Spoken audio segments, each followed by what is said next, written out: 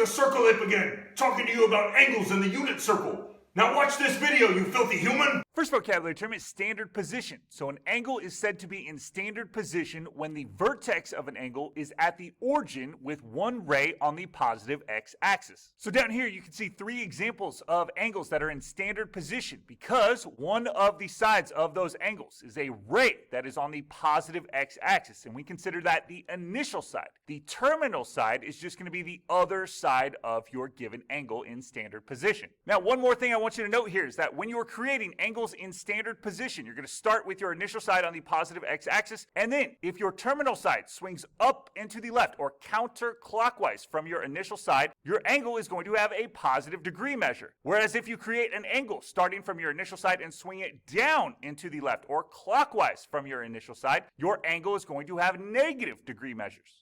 The next vocabulary term would be coterminal angles. Those would be two angles in standard position that have the same terminal side. Now, if you look at our example down here, you can see two coterminal angles. We have a positive 200 degree angle and a negative 160 degree angle. Now, these two angles would be considered coterminal because they are both in standard position. They both have an initial side on the positive x-axis, and they share the exact same terminal side. If I were to start at this initial side and rotate my terminal side counterclockwise, 90, 180, and then 200 degrees, I would end up with this terminal side right here. If I were to start at my initial side on the positive x-axis and rotate my terminal side clockwise, remember those angle measures would be negative. So if I rotate this clockwise, negative 90 degrees, negative 160 degrees, they both end up with the exact same terminal side. Therefore, they would be considered coterminal angles. The next vocabulary term would be a reference angle. That would be the smallest angle between 0 degrees and 90 degrees that you can form with the terminal side of an angle and the x-axis. So down here we have four different examples, and these examples are just going to show you how to create a reference angle based on which quadrant your terminal side ends up in. If your terminal side of your angle is in quadrant 1, then your reference angle is just going to be this angle right here, which would be 60 degrees. Remember, it's the angle formed with the terminal side of your angle and the x-axis. If the terminal side of your angle ends up in quadrant 2, then again, to create the reference angle, it's just going to be the angle formed by the terminal side of your angle and the x-axis. That would be this 45 degree angle right here. If your terminal side of your angle ends up in quadrant 3, then your reference angle would be this angle right here. It's the angle formed by the terminal side of your angle and the x-axis, this 20 degree angle right here. And then, if the terminal side of your angle ends up in quadrant 4, again, the angle formed by the terminal side of your angle and the x-axis would be considered your reference angle. That would be this 80 degree angle right here. Now, the unit circle would be a circle with a radius of 1 unit and its center at the origin. So down here, we have a pretty simplistic sketch of the unit circle where we have a circle with the center at the origin and a radius of 1 unit. Now, we are going to dive into the unit circle way more in depth later on in this lesson, but for right now, all you need to know is that it's a circle with the center at the origin and a radius of 1 unit. Time for me to go swing on some trees! It's example time! Now, example 1 is to sketch a 325 degree angle in standard position. Then find the measure of a coterminal angle. Now, the way you create an angle in standard position is you're going to start with one side of the angle as a ray on the positive x-axis. That's going to be our initial side. Then, we're going to either swing our terminal side counterclockwise if our angle has a positive degree measure, or clockwise if our angle has a negative degree measure. And we look up here, our angle has a positive degree measure. Therefore, we're going to take our terminal side and we're going to swing it 325 degrees counterclockwise. So this would be 90 degrees, this would be 180 degrees, this would be 270 degrees, and then go 55 degrees more, and you end up with a 325 degree angle. So we're going to draw our terminal side of our angle right there. So we have successfully sketched our 325 degree angle in standard position. Next, we need to find the measure of a coterminal angle. So there's a couple different ways to do this. You could either take your angle measure and add 360 degrees to it, because if you create a 325 degree angle in standard position and then add 360 degrees to it, you're going to end up right back at the same terminal side. Therefore, that would be a coterminal angle. Or what you could do is figure out what this angle measure is in the negative direction. So what would this angle measure be if we were to swing our terminal side from the initial side in the negative or clockwise direction? Well, the way you figure that out is you just take 360 degrees and you subtract it from your given angle. And when we subtract, we end up getting a negative 35 degree angle measure, meaning that a coterminal angle with this angle right here would be negative 35 degrees. You guys know King Kong? He's my brother! You try! Okay, this time it says sketch a 225-degree angle in standard position, then find the measure of a coterminal angle. So again, to sketch an angle in standard position, we're going to start with one side of our angle as a ray on the positive x-axis. That's going to be our initial side. Then, if our angle measure is positive, we're going to swing our terminal side in the counterclockwise direction. If your angle measure is negative, we're going to take our terminal side and swing it in the clockwise direction. But in this case, we have a positive angle measure, therefore we're going to take our terminal side and we're going to swing it 225 degrees counterclockwise. So this would be 90 degrees, this would be 180 degrees, and then 45 degrees more would be 225 degrees. So we draw our terminal side there, and we have successfully sketched a 225-degree angle in standard position. Next, we need to find the measure of a coterminal angle. So again, there's two ways you can do this. One way would be to take your angle measure and add 360 degrees to it. Because if we sketch a 225-degree angle in standard position and then add 360 degrees to it, we end up with the exact same terminal side. Therefore, that would be a coterminal angle. Or what you could do is figure out what this angle measure is in the negative direction. So what would this angle measure be if we were to swing our terminal side from the initial side in the negative or clockwise direction? And the way you would do that is you would just take 225 degrees and subtract 360 degrees, and we end up with negative 135 degrees. So if we start with this initial side and rotate clockwise negative 135 degrees, we end up at the exact same terminal side, meaning that negative 135 degrees is a coterminal angle with 225 degrees. Now, example 2 says find the measure of an angle between 0 degrees and 360 degrees coterminal with each given angle. Then sketch the coterminal angle. So we're going to start with 385 degrees. And we just said in order to find coterminal angles, all you have to do to your given angle is either add 360 degrees or subtract 360 degrees. And you'll end up with the exact same terminal side. Now, the only caveat this time is that our coterminal angle has to be between 0 degrees and 360 degrees. So based on that knowledge, would we add 360 degrees or subtract 360 degrees from this given angle? Well, if we add 360 degrees, our coterminal angle would clearly fall outside of this range. So we're going to have to actually subtract 360 degrees from this given angle measure, and we end up with a coterminal angle of 25 degrees. So if we were to sketch that in standard position, we would draw our ray on the positive x-axis, that's our initial side, and then we would swing our terminal side counterclockwise because we have a positive angle measure, and we're only swinging it up positive 25 degrees. So then we can draw our terminal side right there, and we have successfully sketched our coterminal angle in standard position. Now, the cool thing is that this sketch right here is the exact same sketch of 385 degrees in standard position. The only difference is you rotate your terminal side 360 degrees and then 25 degrees more, but you still end up with the exact same angle in standard position. Part B, we have a negative 405 degree angle. So we need to find the measure of an angle between 0 degrees and 360 degrees that's coterminal with this angle. And we said to find coterminal angles, you either add 360 degrees or subtract 360 degrees. Well, if you were to subtract 360 degrees from this angle measure right here, it would just fall further outside of this range that we want our coterminal angle to be. It would get more negative. So what we're going to have to do instead is add 360 degrees to this angle measure. And when we do, we end up getting negative 45 degrees. Cool. So we can sketch that coterminal angle down here with an initial side on the positive x-axis. And then because our angle measure is negative, we're going to take our terminal side and swing it clockwise 45 degrees. And that would give us a coterminal angle with our given angle measure. Whoa, hold on though. Negative 45 degrees. That is not within this given range. Oh, so what do? Well, when that happens, you just add 360 degrees again. Because if you add 360 degrees again, you'll still end up with the exact same terminal side. So let's add 360 degrees to negative 45 degrees, and we end up getting positive 315 degrees. Now, the cool thing about this angle that we just sketched in standard position is it's not only the sketch for a negative 45 degree angle and a 315 degree angle, but it's also the sketch for our negative 405 degree angle. Those are all coterminal, meaning if I were to sketch this angle, negative 405 degrees, it would just mean I would start with this initial side, rotate clockwise because it's a negative angle measure, 360 degrees, and then negative 45 degrees more, and I would end up with the exact same terminal side. Caesar knows you love circles as much as he does, so you try it. Okay, doing the same thing here. We want to first find an angle measure between 0 degrees and 360 degrees. That's coterminal with our given angle. So how do we do that? Well, again, you either add 360 degrees or subtract 360 degrees. Well, if we were to add 360 degrees to this angle measure right here, it would just fall further outside of the given range that we want our coterminal angle to be between. So instead of adding 360 degrees, we're going to subtract 360 degrees. And that's going to give us 215 degrees. Now, is that coterminal angle in between our given range right here? Yes, it is. Perfect. So now we can sketch it. So to sketch a 215 degree angle, all we have to do is just draw our initial side on the positive x-axis. And then because we have a positive angle measure, we're going to swing our terminal side counterclockwise 215 degrees. So this would be 90, this would be 180, and then 215 would be about right here. Draw our terminal side, and we have successfully sketched a 215 degree angle, which is coterminal with a 575 degree angle. Meaning that if I were to sketch a 575 degree angle, that would just be 360 degrees plus 215 degrees, and we would end up at the exact same terminal side.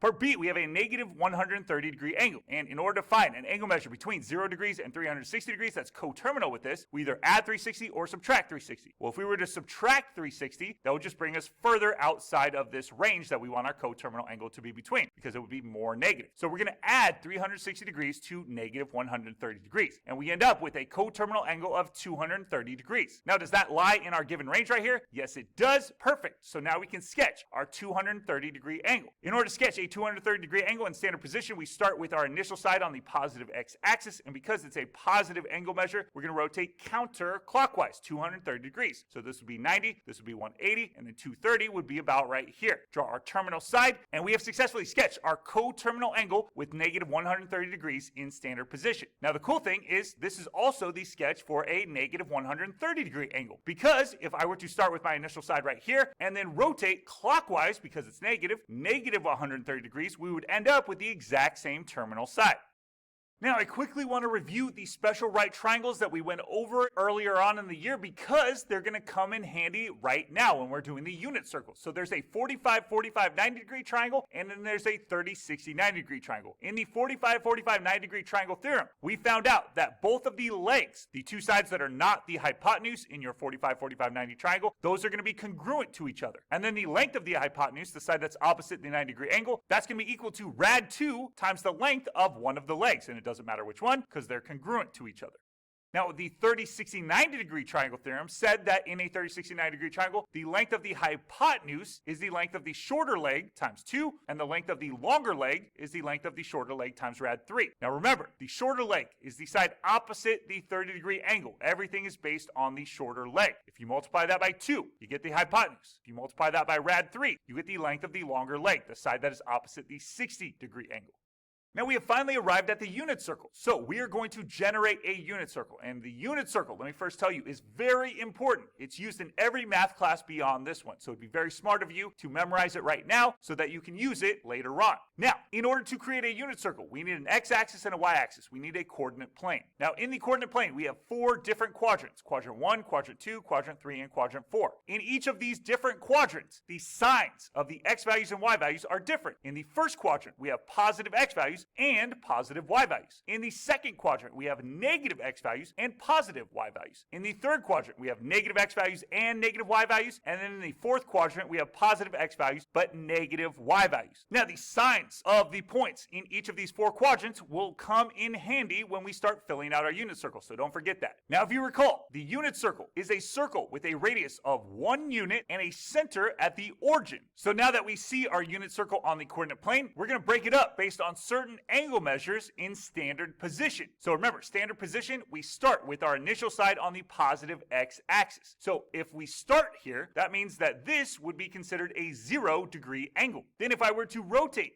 counterclockwise, because remember, if we rotate counterclockwise, our angle measures are going to be positive. So if we rotate counterclockwise, when we get to the positive y-axis, that's going to be a 90 degree angle in standard position. Then if we rotate 90 degrees more, we get a 180 degree angle in standard position. Then if we rotate 90 90 degrees more, we get a 270 degree angle in standard position. Then if we get all the way back to the positive x-axis, that would be a 360 degree angle in standard position. Now, within these angles that we have created, there are other angles in standard position that are special angles within the unit circle. And those angles would be multiples of 45 degrees, multiples of 30 degrees, and multiples of 60 degrees. So we're going to start with multiples of 45 degrees. So 45 degree angle would be halfway between 0 degrees and 90 degrees. Now let's say I want to rotate 45 degrees more. I would end up at 90 degrees. Now let's say I want to rotate 45 degrees more. I would end up at 135 degrees. 45 degrees more, I'd end up at 180 degrees. 45 degrees more, I would end up at 225 degrees. 45 degrees more, 207 degrees. 45 degrees more, I would end up at 315 degrees. And lastly, 45 degrees more, I would end up at 360 degrees. So that is how you break up the unit circle based on multiples of 45 degrees. Now again, we also want to do multiples of 30 degrees and 60 degrees. Well, the cool thing is that multiples of 30 degrees include the multiples of 60 degrees. So we're going to go based on multiples of 30 degrees now. So a 30 degree angle in standard position would be between 0 degrees and 45 degrees. So it would be about right there. Then if we go 30 degrees more, we would end up with a 60 degree angle. Then if we go 30 degrees more, we would end up with a 90 degree angle. If we go 30 degrees more, we would end up with a 120 degree angle. If we go 30 degrees more, we would end up with a 150 degree angle. 30 degrees more, we're at 180 degrees. 30 degrees more, we would end up with a 210 degree angle. 30 degrees more, we would end up with a 240 degree angle. 30 degrees more, we're at 270. Then 30 degrees more than that, we would end up with a 300 degree angle. 30 degrees more than that, we end up with a 330 degree angle. And then 30 degrees more than that, we end up back at 360 degrees. So we have successfully broken up the unit circle based on angle measures in standard position with multiples of 30 degrees, 45 degrees, and 60 degrees. Now the interesting thing about the unit circle is that at each of these points where our angles in standard position intersect the unit circle, there are going to be specific x and y values associated with those given points. Because, remember, we are on a coordinate plane. So the question is, what are the x and y values associated with each of these points? Well, the cool thing is there's actually a pattern to it, and I'll show you how that works. Now remember, the unit circle is a circle centered at the origin that has a radius of 1 unit. So if I'm thinking about the x and y coordinates of this point right here, located at 0 degrees or 360 degrees, I have to remember that it is 1 unit over on the x-axis and 0 units up or down on the y-axis. So it lies at the point 1,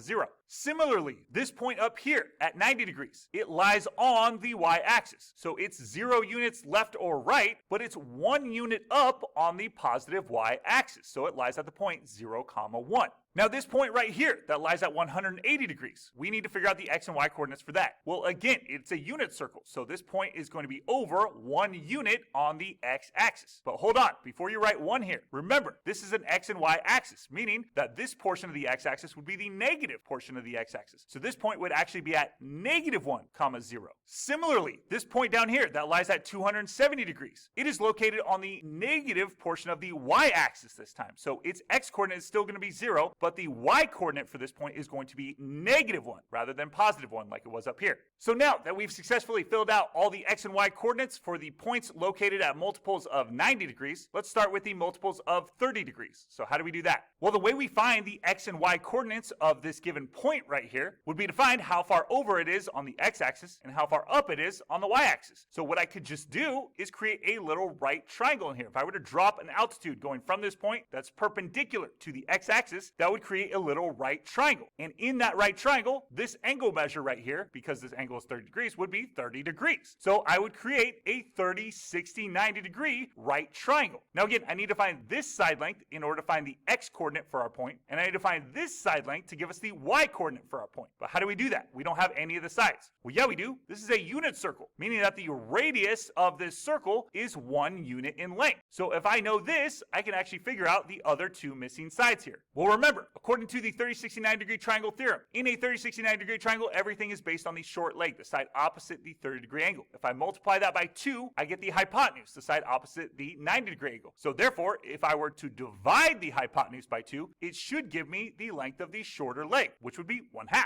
Then, if I were to multiply the shorter leg, the side opposite the 30 degree angle, by rad 3, that'll give me the length of the longer leg, the side opposite the 60 degree angle. So this side length right here would be rad 3/2, meaning that this point right here on the unit circle would have an x coordinate of rad 3/2 and a y coordinate of 1/2. Sweet, so we have found that the coordinates of the point on the unit circle associated with a 30-degree angle measure in standard position would be rad 3 over 2, comma 1/2. Next, let's find the coordinates of the point associated with a 45-degree angle measure in standard position. So again, to determine the x and the y coordinates of this point, we need to figure out how far over on the x-axis is that point and how far up on the y-axis is that point. And the way we can do that is by again using a special right triangle. So from this point right here, we're going to drop an altitude that is perpendicular to the x-axis, thereby creating a right triangle. And because the measure of this angle in standard position is 45 degrees, that would make this a 45, 45, 90-degree right triangle. So let's use this in order to help us find the missing x and y coordinates for our point right here. Remember, to find the x coordinate, we should need to figure out how far over on the x-axis that point is, meaning we need to find the length of this leg.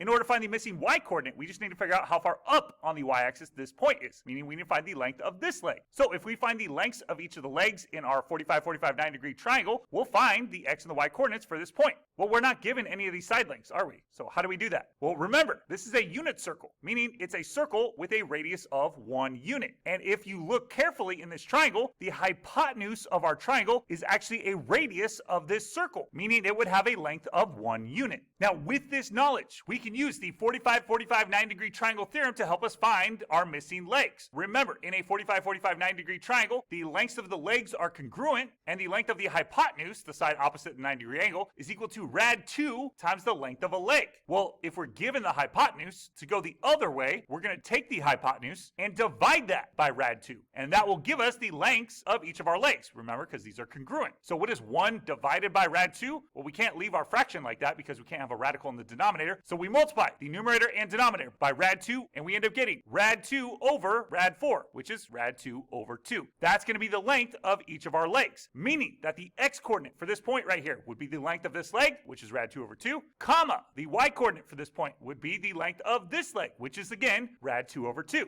Sweet, so we again have found the coordinates of a point on the unit circle associated with an angle measure in standard position of this time 45 degrees. Now we need to do the same thing for a 60-degree angle measure in standard position. And as we've said before, in order to find the x and the y coordinates for this given point, we need to figure out how far over on the x-axis that point is and how far up on the y-axis that point is. And to determine that, we're going to create a right triangle. We're going to drop an altitude from this point that is perpendicular to the x-axis. And because this angle measure in standard position is 60 degrees, that would make this right triangle a 30, 60, 90-degree right triangle. And we can use that knowledge in order to help us find the missing coordinates of this point here. Again, remember, the x coordinate of this point is going to be how far over on the x-axis that point is, meaning the length of our shorter leg in this 30, 60, 90 triangle. The y coordinate for this point is going to be how far up on the y-axis that point is, meaning the length of our longer leg in this 30, 60, 90-degree triangle. So how do we figure out the lengths of these two legs? Well, again, we need to use the 30, 60, 90-degree triangle theorem, which says that the length of the shorter leg times 2 is going to give you the length of the hypotenuse, and the length of the shorter leg times rad 3 is going to give you the length of the longer leg. Well, we're not given any of the side lengths. Yeah, we are. Remember, this is a unit circle, meaning that the radius is 1 unit in length, and in this case, again, our hypotenuse is a radius of this circle, meaning its measure is going to be 1 unit in length. So now, to determine the x and the y coordinates for this point, we just need to find our missing side lengths. So this side length right here, our short leg in the 30, 60, 90-degree triangle. Remember, if we multiply that by 2, we get the hypotenuse, meaning if we're given the hypotenuse, we divide that by rad 2 to get the length of our shorter leg. Then, to get the length of our longer leg, the side opposite our 60-degree angle, we need to take our shorter leg and multiply it by rad 3. So we have found the missing legs of our 30, 60, 90-degree triangle, meaning we have found the x and the y coordinate for our point right here, because the x coordinate for this point is just how far over it is on the x-axis, meaning the length of this leg, so 1/2.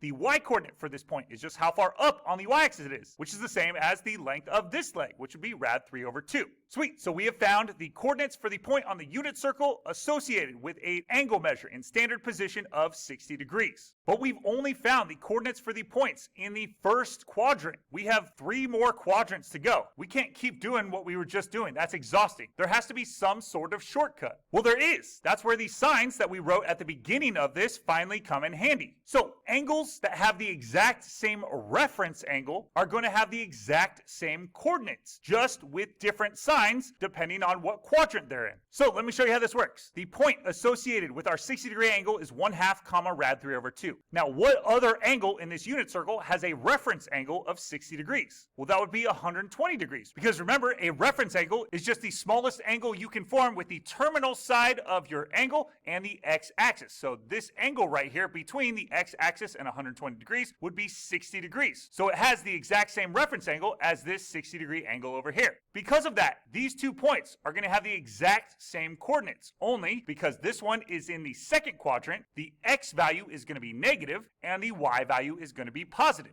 Now let's do the same thing for our 45-degree angle. So what other angle in the unit circle has a 45-degree reference angle? Well, that would be 135 degrees, because the measure of the angle formed by the terminal side and the x-axis right here would be 45 degrees, meaning that this point right here and this point right here are going to have the exact same coordinates. Only this time, because this point is in the second quadrant, its x-coordinate is going to be negative and its y-coordinate is going to be positive. Same thing with the 30-degree angle. What other angle has a 30-degree reference angle? That would be this angle right here, 150 degrees, because the measure of the angle formed by the terminal side and the x-axis right here would also be 30 degrees like it is over here. So these 2 points then would have the exact same coordinates, only this point over here is in the second quadrant, meaning its x-coordinate is going to be negative and its y-coordinate is going to be positive. And it's going to continue on like that for the rest of the unit circle. This 210-degree angle has a reference angle of 30 degrees, meaning this point right here and this point right here are going to have the exact same x and y coordinates, only because this point is in the third quadrant, both the x and the y coordinates